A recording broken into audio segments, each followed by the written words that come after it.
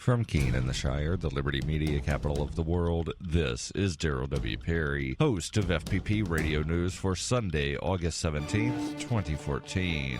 Silver is trading at $19.57 per ounce. Gold is valued at $1,305 per ounce. And according to BitcoinAverage.com, the average price of Bitcoin is $495.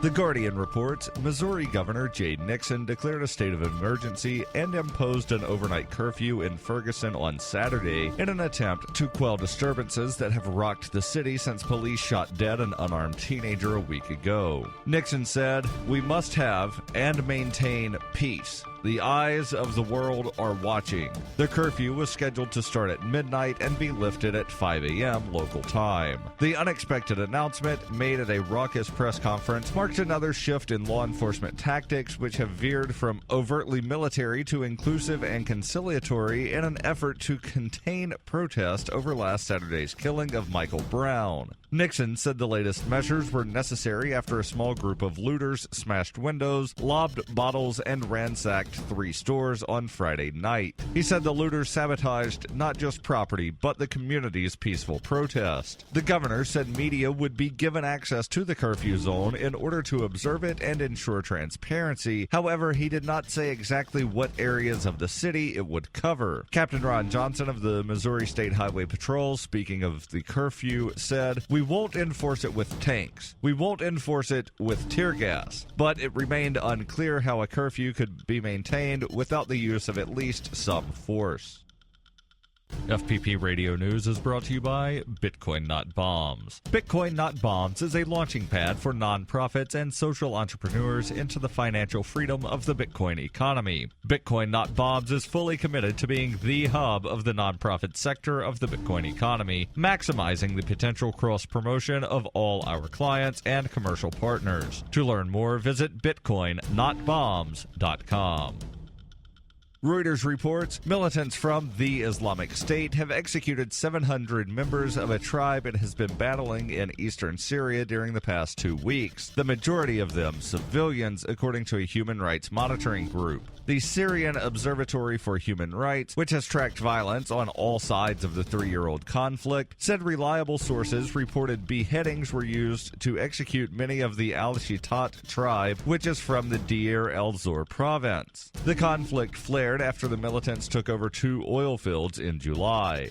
Observatory Director Rami Abdelrahman said by telephone from Britain, "Those who were executed are all Al-Shitat. Some were arrested, judged, and killed." These reports from Syria could not be independently verified by Reuters due to security conditions and reporting restrictions. The Islamic State, which proclaimed a caliphate straddling parts of Iraq and Syria, has swept across northern Iraq in recent weeks, pushing back Kurdish regional forces and driving tens of thousands of Muslims, Christians, and members of the Yazidi religious minorities from their homes, prompting the first U.S. airstrikes in Iraq since the withdrawal of troops in 2011. The insurgents are also tightening their grip in Syria, of which they now control roughly a third, mostly rural areas in the north and east. More than 170,000 people have been killed in Syria's civil war, which pits overwhelmingly Sunni Muslim rebels against President Bashar al-Assad, a member of the Shiite-derived Alawite minority backed by the Shiite militias from Iraq and Lebanon.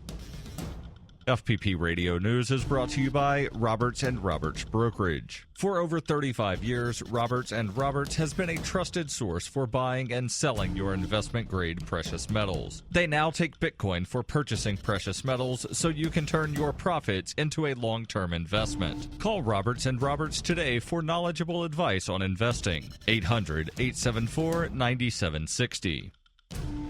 The Associated Press reports a 27-year-old man died in a Nantucket, Massachusetts diving accident hours after he raised $100,000 for a Lou Gehrig disease charity in honor of his friend who inspired the Ice Bucket Challenge sensation. Nantucket police told the Boston Globe that Corey Griffin dove into the water from the Juice Guys building around 2 a.m. Saturday. An off-duty lifeguard was nearby and recovered Griffin, who was pronounced dead at a hospital. Griffin had been doing fundraising in Nantucket.